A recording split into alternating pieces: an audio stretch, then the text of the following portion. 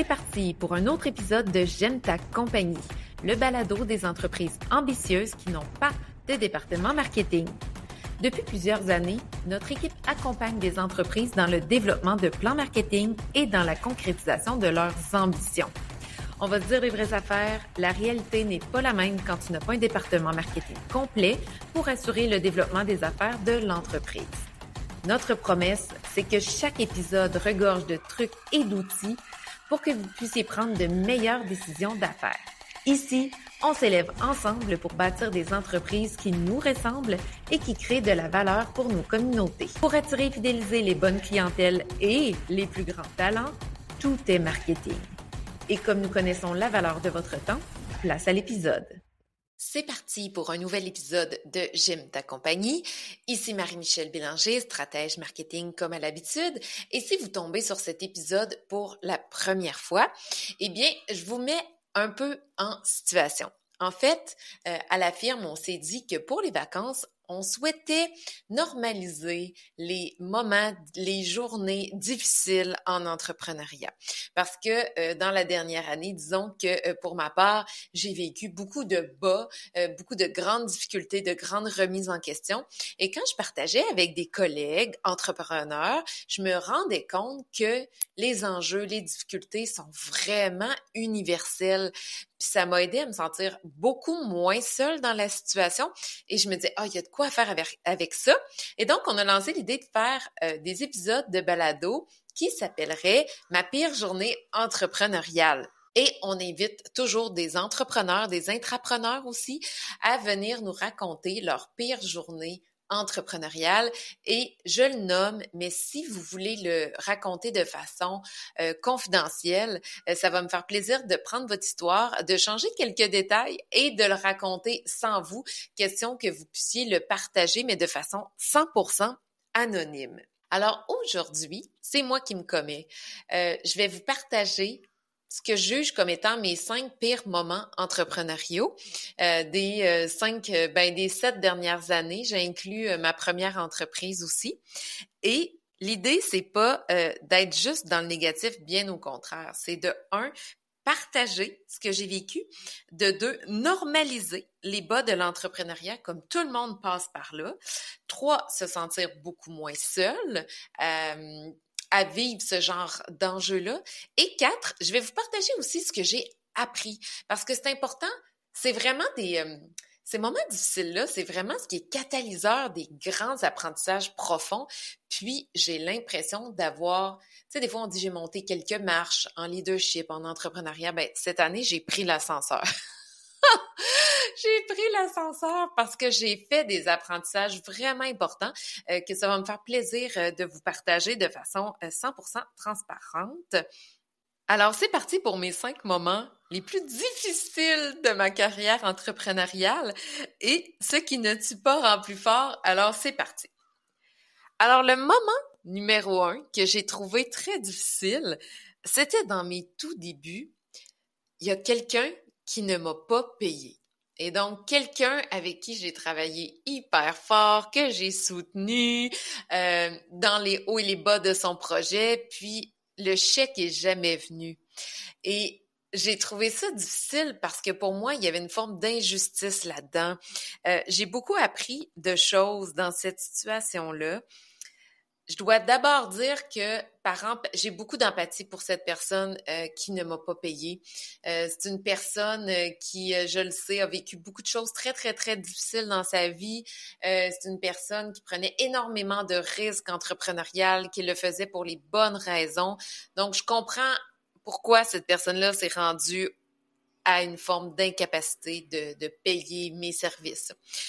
Par contre, j'ai appris beaucoup de choses. D'abord, j'ai appris que pour moi, le consentement en affaires est hyper important.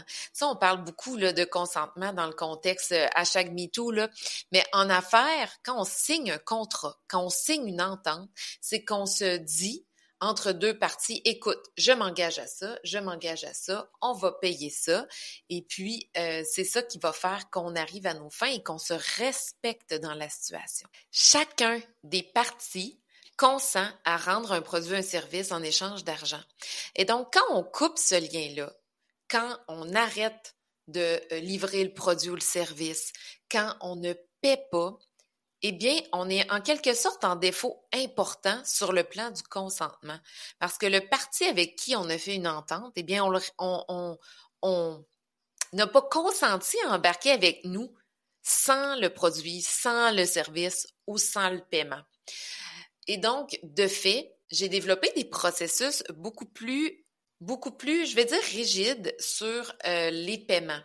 On ne peut pas faire payer les individus, les particuliers à l'avance, mais quand on fait affaire avec des entreprises qui ont signé des ententes, des PO, comme on dit en anglais, qui ont signé une offre, un devis, une offre de service, qui se sont entendus embarquer, bien on peut facturer à l'avance une portion. Donc, moi maintenant, je fais toujours ça. On facture 50% du mandat avant d'embarquer dedans, de sorte à s'assurer du sérieux et de la capacité de payer de l'autre partie. Parce que tu sais, c'est compliqué quand on travaille, quand on livre, qu'on ne se fait pas payer. De mon côté, là, quand je travaille pour un client, j'engage beaucoup de frais. Je paye un bureau, je paye des ordinateurs, de l'Internet, des outils web, je paye des salaires. Et donc, si je fais tout ça pour l'autre personne, ben moi, j'ai pas consenti à le faire bénévolement. Je choisis de m'impliquer bénévolement, évidemment, dans plusieurs causes. On donne de l'argent en don à la firme. Mais quand je signe une entente d'affaires, je signe un contrat et j'offre mes services en échange d'argent. Et je consens à le faire en échange d'argent. Donc, c'est comme un défaut de consentement qui ne passe plus. Et donc, j'ai mis en place des processus pour essayer de minimiser ça.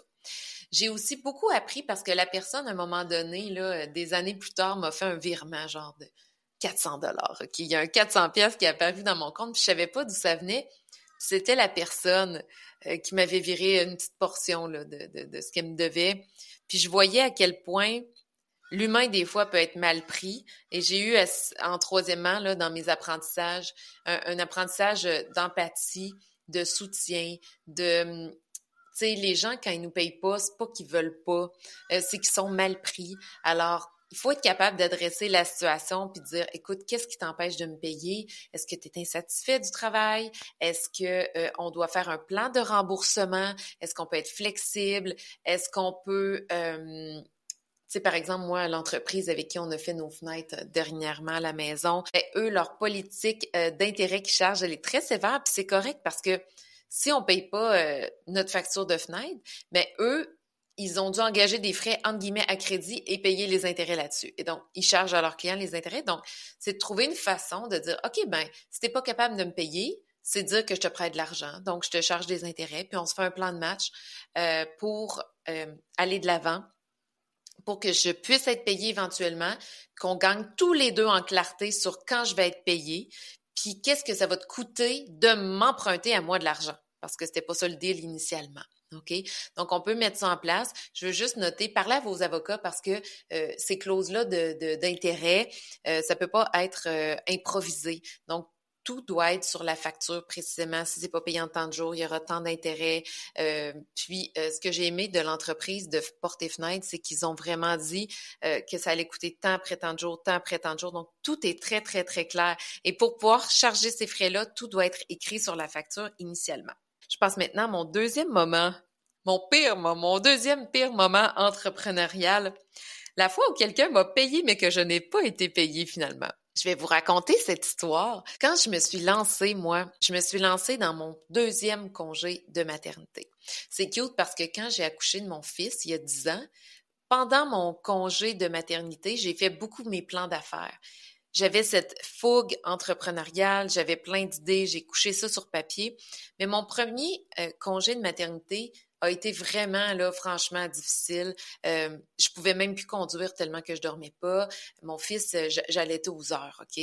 Donc, j'avais pas l'énergie de partir une business. J'étais encore employée. Je travaillais à l'époque encore en télévision. J'étais en congé de maternité chez Chorus Média. J'avais plein d'idées entrepreneuriales, mais j'avais pas l'énergie et c'était pas du tout le moment de me lancer.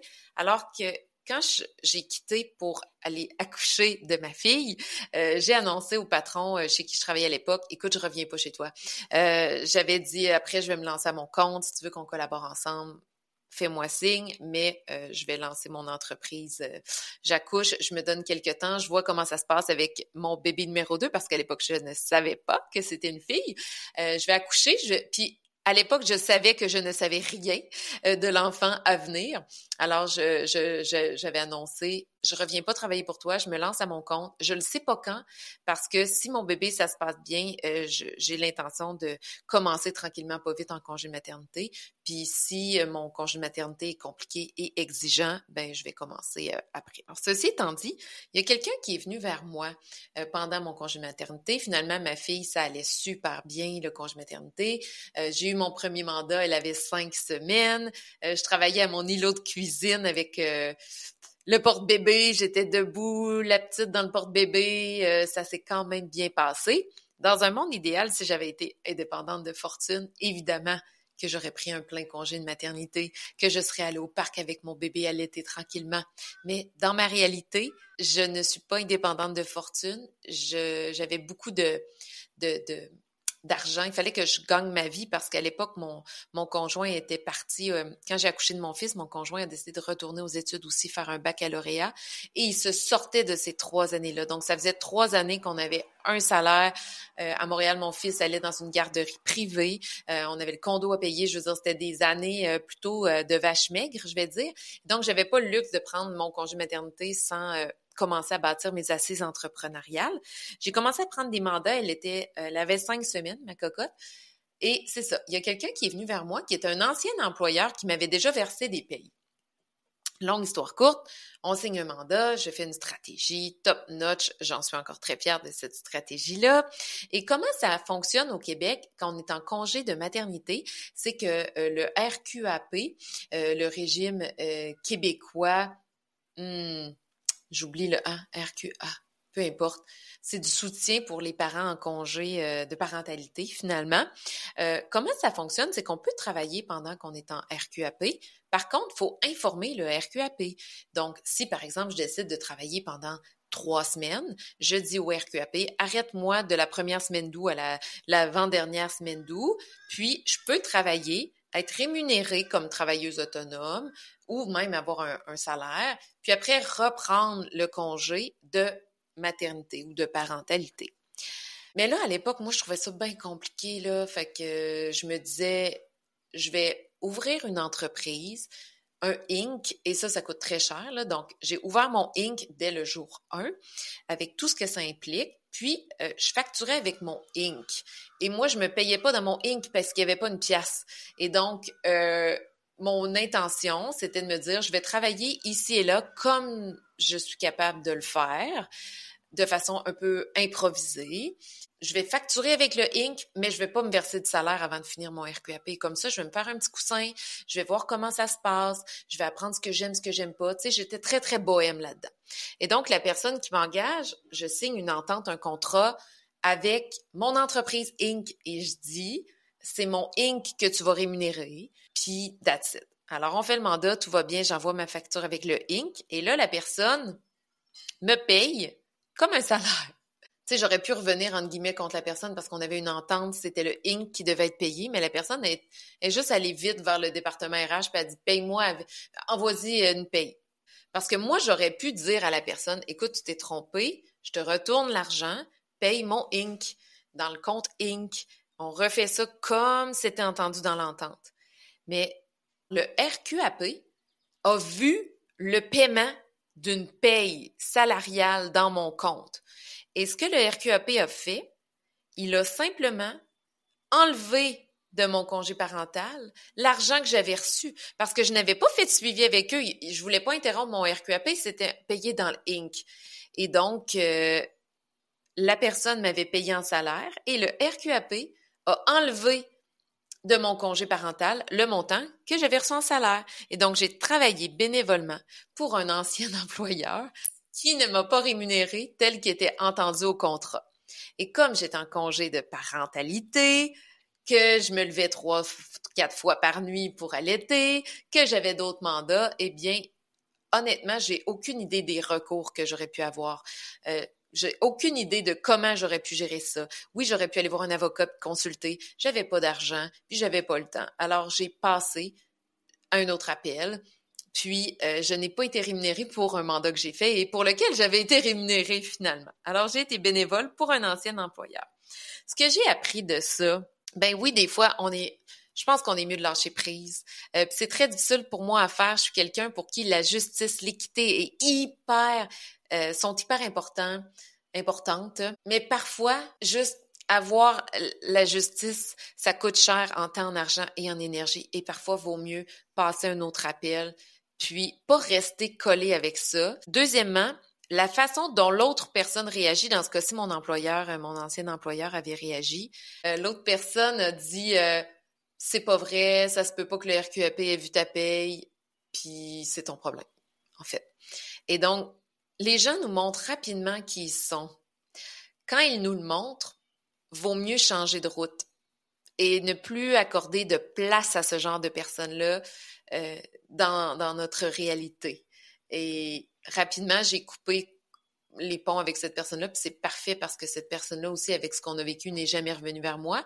Si elle était revenue vers moi, j'aurais eu à dire, écoute, c'est terminé, toi et moi, puis c'est bien correct, j'ai sans animosité, mais il n'y a plus rien entre nous.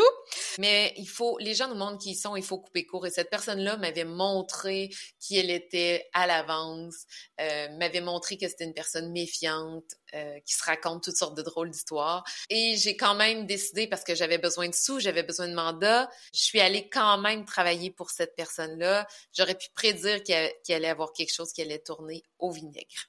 Le moment 3 que je partage aujourd'hui, qui a été plutôt compliqué pour moi, c'est la fois où on m'a reproché d'allaiter mon bébé, alors que dans ma lecture de la situation, l'enjeu était sur un tout autre plan. OK? Je vous mets en situation. On retourne alors que j'étais avec ma petite Léonie, tout petit bébé, dans le porte-bébé, congé de maternité, et je décide de lancer mon entreprise, comme je vous en ai parlé, faire des petits mandats ici et là, comme ça donne. Et je nommais à tout le monde que je venais avec un bébé. Il y a personne qui a été surpris de ça, dans le sens où tout le monde qui a travaillé avec moi savait que j'avais un petit bébé de 10 semaines, de 20 semaines, de 8 mois, que j'emportais avec moi partout. À l'époque, il faut dire que j'avais pas beaucoup de soutien, ou même, je dois dire, j'en avais pas du tout de soutien. Je lançais mon entreprise, j'avais mon petit bébé dans le porte-bébé et j'étais complètement seule dans l'aventure. Mon chum, lui, avait trouvé son emploi quand ma fille est née. J'allais accoucher, là, tu sais, j'étais à 39 semaines et 6 jours et mon chum était en processus d'entrevue dans son travail où il est encore aujourd'hui. Et quand il a commencé, le travail était sur l'île de Montréal, mais je veux dire, il partait à 7 heures le matin puis il revenait à 7h30 le soir, OK, avec le trafic et tout. Donc, j'étais très seule. On avait 2 enfants, puis pendant la journée, ma fille était dans mes bras. Donc, j'ai décidé quand même de lancer l'entreprise, mais c'était mon contexte et c'était le contexte que je partageais à tous mes clients qui arrivaient de façon 100% transparente. Je disais, si vous embarquez avec moi, mais on vient à 2 d'ici telle date. Puis en plus, à l'époque, je ne le savais pas, mais ma fille, elle avait son syndrome, pauvre cocotte. Ça va me rendre émotive. Elle avait son syndrome et pauvre petite, j'ai essayé des haltes garderies. Il y avait cette belle chose à Montréal. Il y en a quelques-unes à Rimouski, mais à Montréal, c'était plus populaire. Il y avait des haltes garderies où on pouvait déposer son petit bébé 2-3 heures, OK? Ou même la journée, mais je veux dire, c'était pas des horaires fixes comme un CPE ou une garderie privée là, du lundi au vendredi. Et j'ai essayé à 8 mois, 9 mois, 11 mois, des 2 heures, des 4 heures, des 7 heures avec ma fille, parce que justement, quand on m'a reproché d'allaiter, eh bien, ma cocotte, j'ai essayé, mais elle pleurait tout le long et elle refusait de manger et boire. Donc, à chaque fois que j'ai essayé de la laisser quelque part, juste le temps d'aller faire mon mandat ou mon meeting, ben je revenais puis les éducatrices disaient on a tout essayé, elle est en crise depuis que t'es quitté, elle refuse l'eau, elle refuse le lait, elle refuse de manger et donc ça a été vraiment un moment difficile pour moi. Je reviens au moment où on m'a reproché d'allaiter, OK? Parce que je voulais quand même nommer le contexte, puis c'est un épisode où je vous raconte des histoires, des moments. Mais je pense que ici le contexte est hyper important pour comprendre. Et donc, un client qui est très au courant que je viens à 2, qui est très au courant que je suis 100% seule à Montréal en ce moment et que c'est comme ça, me demandent des meetings absolument en personne. Parce qu'il faut dire que si je faisais les meetings avec caméra sur Zoom, à l'époque, tu sais, c'était moins populaire, là. C'est avant pandémie, là. Ça date de 2017, là. On était en 2017 à l'époque. Mais moi, ça m'aurait aidé parce que j'aurais pu gérer ma fille, porte-bébé, allaitement, montrer juste ma face, puis personne n'aurait rien vu. Mais souvent, les gens pas me forçaient, mais exigeaient que je sois présente physiquement. Alors, faut nommer ça aussi. Et j'avais accepté ça, et ils avaient accepté que je vienne avec ma fille. Et là, le client pour lequel je travaillais avait engagé deux jeunes hommes pour faire du web. Un jeune homme était en charge de la publicité numérique. On parle de Facebook Ads, Google Ads. Et l'autre était en charge des réseaux sociaux en organique. OK? Et à l'époque, la personne qui dirigeait, je vais le nommer comme ça, la personne qui dirigeait cette équipe avait moins de compétences que moi pour lire les chiffres web. C'était pas donné à tout le monde en 2017, puis encore en 2024, j'accompagne souvent mes clients pour comprendre c'est quoi une conversion, c'est quoi un coût par clic, c'est quoi une impression, c'est quoi de la répétition. Donc, c'est pas nécessairement évident pour monsieur, madame, tout le monde de comprendre dans un compte Facebook ou un compte Instagram les données et de les analyser et de lire entre les lignes pour dire, OK, je vois ces données-là, mais ça veut dire ça sur ce qu'on fait sur Facebook, sur Instagram, sur LinkedIn. Ou encore en pub, quand je lis telle donnée, ben c'est ça que ça veut dire. Et là, longue histoire courte pour dire que il y avait une des deux personnes, un des deux jeunes hommes qui était extraordinaire. Genre, ce jeune homme, je l'engagerais demain, les yeux fermés, c'était un génie. Il comprenait les plateformes, il comprenait les chiffres. Il était très junior, mais il était extraordinairement brillant. C'était quelqu'un, là, tu sais, je le suis sur LinkedIn encore, puis il a vraiment une drive incroyable, puis il va chercher des grosses jobs maintenant. Aujourd'hui, je n'en suis pas surprise. L'autre jeune homme était incompétent. Je dis ça avec bienveillance et gentillesse et il n'y a pas d'ego là-dedans.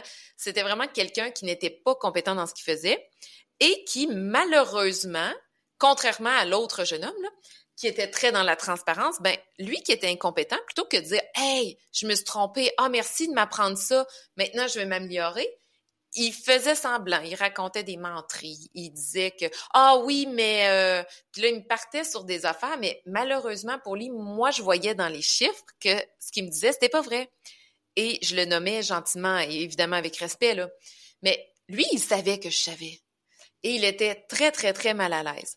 C'est fascinant parce que autant le très compétent et l'incompétent étaient très nerveux de m'avoir à la table parce que les deux parties savaient que je savais analyser la qualité de leur travail et que ce n'était pas de l'opinion. Là. Je basais mon analyse sur les chiffres. Puis quand j'arrivais là, c'est comme si les deux jeunes hommes paniquaient un peu, se mettaient un bâton là où vous pensez, puis ils étaient pas bien en ma présence. Ils étaient juste pas bien en ma présence parce que ils savaient que je voyais clair dans les chiffres ce qui était bon, pas bon. Puis bref. Et là, la personne qui dirigeait est venue vers moi puis elle m'a dit « C'est de la faute de ton bébé. T'amènes un bébé, il y a des couches, il y a des pipis, il y a du caca, il y a de l'allaitement. » Puis tu sais, faut se dire que j'allaitais toujours de dos avec une couverture. Tu sais, j'étais pas du genre à flasher mon allaitement. Là. Moi, l'allaitement, j'ai trouvé ça hyper important d'allaiter, mais c'est pas pour moi quelque chose que je tiens à montrer à tout le monde et c'est pas du tout ça ma game à moi. Je me tournais quand j'étais mal prise, je cachais le bébé, je voulais mon intimité, moi personnellement, mais j'étais pognée pour aller là en personne, puis je voyais clair dans leurs chiffres. Et là, c'est à ce moment que la personne m'a dit, si tu veux continuer à travailler pour nous, tu dois arrêter d'amener ton bébé. Et puis, ben moi, j'avais pas le choix. De m'occuper de mon bébé. Et puis là, ça m'a mis dans une situation où j'essayais de forcer l'halte garderie pour garder ce mandat-là parce que j'avais pas le choix de continuer à le faire. Et donc, ça a été un moment assez compliqué pour moi, évidemment. Et ce que j'ai appris, ben, c'est qu'on peut pas tout avoir en même temps. Avec le recul, j'aurais peut-être pu prendre mon congé de maternité, me concentrer sur ma cocotte, puis reprendre après. C'est très difficile de tout concilier. Je pense pas que les enfants ont pleinement leur place au travail avec le recul. Je comprends ce que la personne voulait dire. Tu sais, c'est pas l'idéal d'amener ton bébé au bureau puis que peu importe ce que c'est qui vient de ta vie personnelle, de traîner ça au travail, c'est pas nécessairement compatible. Puis ça se peut que les gens autour de nous, ils aient pas le goût d'avoir un enfant. Mais encore moins, tu sais, des fois, je vois des gens, oh, mon enfant, il a vomi toute la nuit, ben, je l'amène au travail. Voyons donc. Il y a personne qui veut être à côté de ton enfant qui a la gastro au travail. Tu sais, fait que ça, je peux 100% comprendre. Puis je trouve qu'avec le recul, c'est très difficile de matcher les choses. C'est très difficile de tout mélanger nos sphères de vie. Puis parfois, je pense qu'il vaut mieux séparer les choses. On peut pas tout avoir en même temps, comme le dit tout le temps Oprah. J'ai aussi appris à mieux affirmer mes limites. J'aurais pu, autant à moi-même qu'à la personne, de dire, ben OK, par rapport à moi-même, je pourrais plus travailler pour vous autres. Parce que ma priorité, c'est ma fille, point. Puis elle fonctionne pas dans les haltes garderies. J'aurais pu mettre ma limite, me respecter. Ça aurait été mieux pour tous les partis. Mais là, je me suis pas respectée. J'ai continué le mandat. J'ai forcé ma fille dans une halte garderie. Et garde, ce qui m'a rendu émue tantôt, c'est encore ça. Ça me touche encore d'avoir fait ça, d'avoir marché sur des limites claires, des priorités claires, des valeurs profondes pour de l'argent, pour survivre parce qu'à court terme, j'avais peur de manquer de quelque chose. Alors, tu sais, nos valeurs profondes, il faut vraiment mettre des limites, il faut vraiment les respecter. C'est très difficile quand on a faim de refuser un sandwich, mais si manger le sandwich, ça va à l'encontre de nos valeurs profondes, vaut peut-être mieux éviter de manger le sandwich, d'avoir faim un petit peu, puis de manger plus tard. Pire moment entrepreneurial numéro 4, la fois où j'ai réalisé qu'on n'avait pas rencontré les exigences du client. C'est arrivé dans un dossier qu'en rencontre de fin de mandat, parce qu'on l'a déjà dit sur le balado, là, si vous n'avez pas écouté des épisodes précédents, il y en a plusieurs là, dans lesquels on parle d'expérience client, de sonder nos clients en cours de mandat ou en cours de livraison d'un produit. Nous, on fait toujours un appel de mi-mandat et un appel de fin de mandat pour savoir est-ce que on rencontre les attentes des clients. Puis si ce n'est pas le cas sur certains enjeux, ben ça nous laisse du temps pour réagir. On n'arrive pas en fin de mandat avec quelqu'un qui est insatisfait, puis avec qui on n'a jamais parlé du mandat, parce qu'on rencontre extrêmement souvent les clients pour parler de la stratégie, pour parler de leurs actions marketing, de leurs résultats clés, pour donner de la formation. Mais ça, ces moments-là, c'est vraiment où on se pose puis on parle du mandat en tant que tel, de la façon dont on livre le mandat, puis est-ce qu'on peut s'améliorer.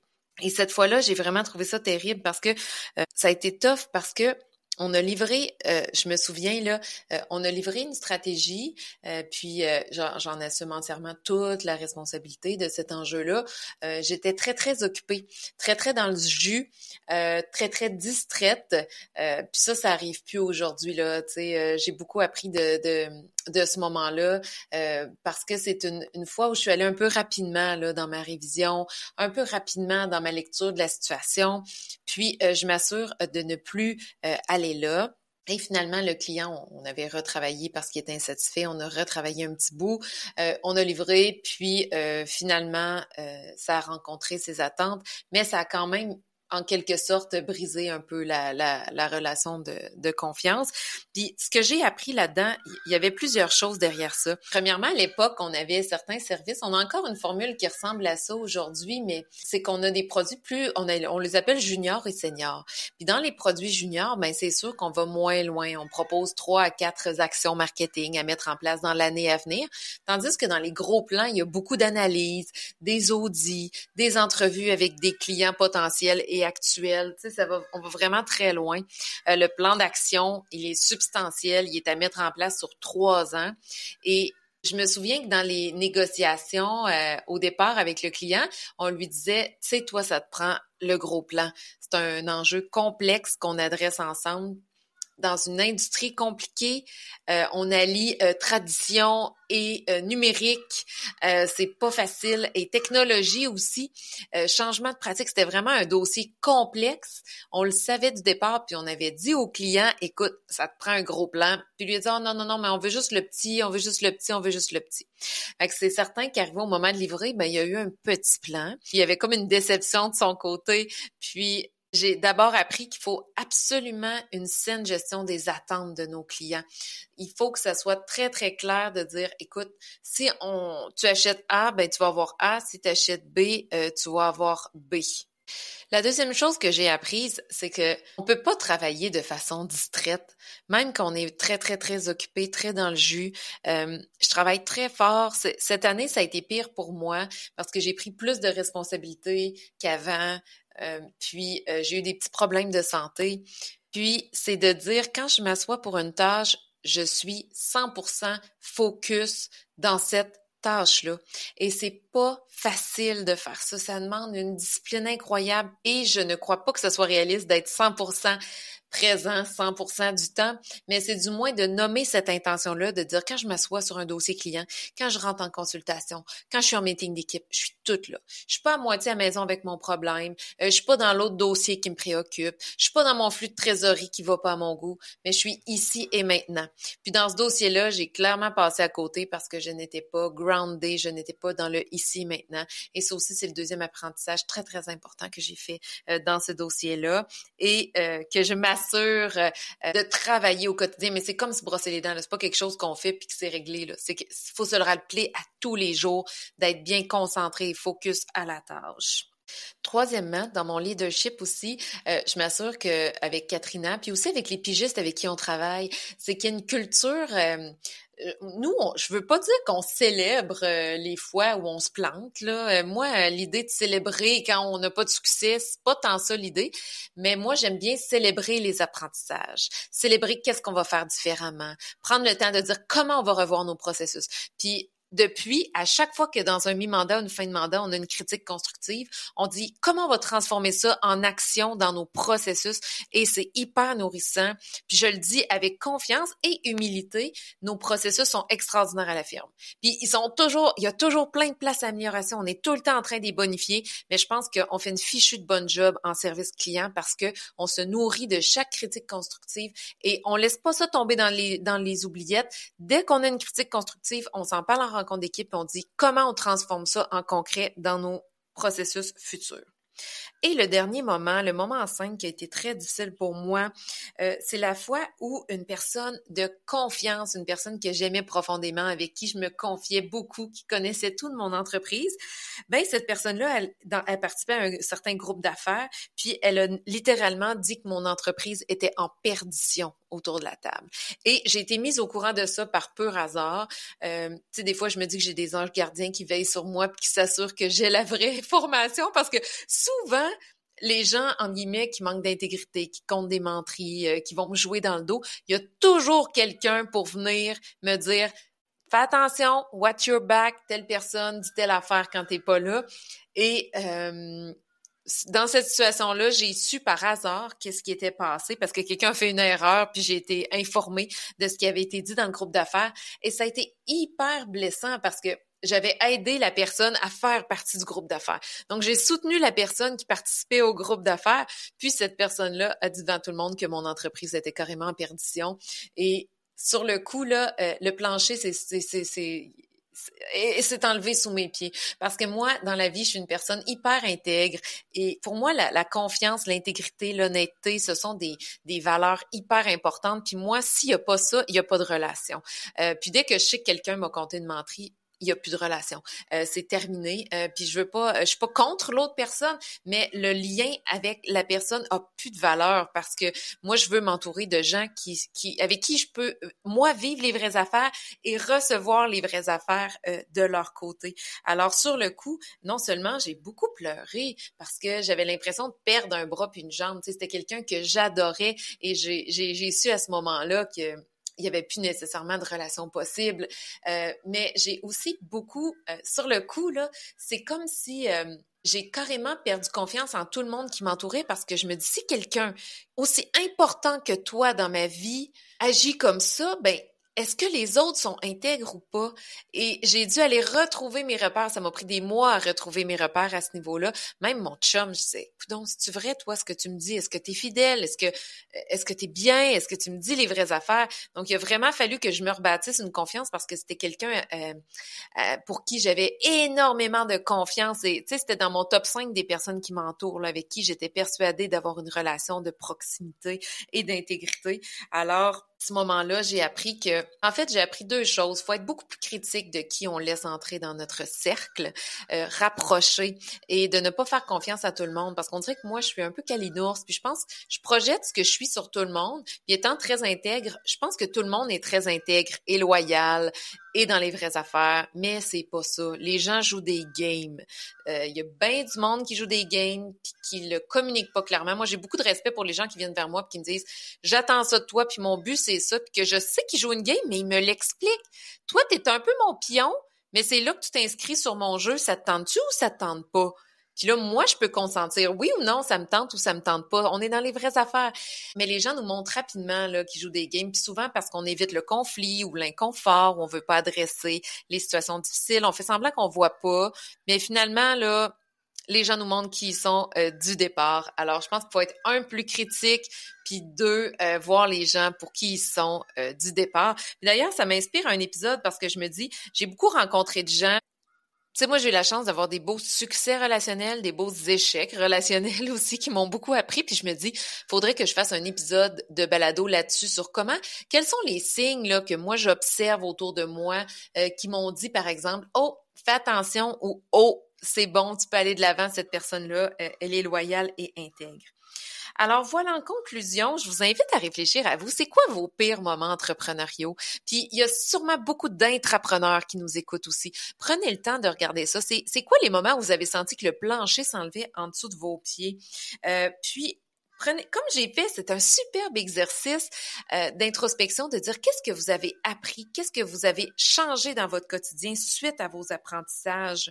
Puis quand on prend le temps de partager ça avec d'autres ou même juste à nous-mêmes, on se rend compte que tout ça, là, c'est assez universel. On n'est pas unique. On vit le même genre d'enjeu, tout le monde. Puis ça nous fait un baume sous notre cœur. Parce que la prochaine fois que le plancher va s'enlever en dessous de vos pieds, si vous avez écouté cet épisode jusqu'à la fin, je vous promets que vous allez entendre ma petite voix dans votre tête qui dit « Hey, t'es pas tout seul en ce moment à vivre ça. Oui, tu te sens seul, t'as plus de plancher en dessous de tes pieds, mais t'es pas tout seul sur la planète Terre à vivre ce genre de situation et tu as toutes les ressources en toi en ce moment pour solutionner le tout, passer un autre appel et vivre ton plein succès à toi. » Alors sur ce, si vous avez apprécié l'épisode, comme à l'habitude, je vous invite à aller dans Spotify, dans Apple Podcast, puis à cliquer sur le petit icône pour nous suivre et avoir l'épisode à chaque fois qu'il y en a un qui sort le mardi. Nous, on a un épisode qui sort à toutes les semaines. Et si le cœur vous en dit, vous pouvez nous partager, soit sur les réseaux sociaux ou par courriel au bonjour@commerciallafirme.marketing, vos pires moments. Si ça vous fait du bien de partager avec quelqu'un, on va vous lire, on va être là. On les partagera pas, ceux-ci, mais simplement parce que on a besoin de se bâtir une communauté qui partage, qui vit, puis de se sentir moins seul parce que l'entrepreneuriat, l'intrapreneuriat, la gestion, c'est vraiment pas très facile à vivre et un élément qui adoucit le tout, c'est de le vivre avec d'autres. Alors sur ce, je vous dis à la semaine prochaine.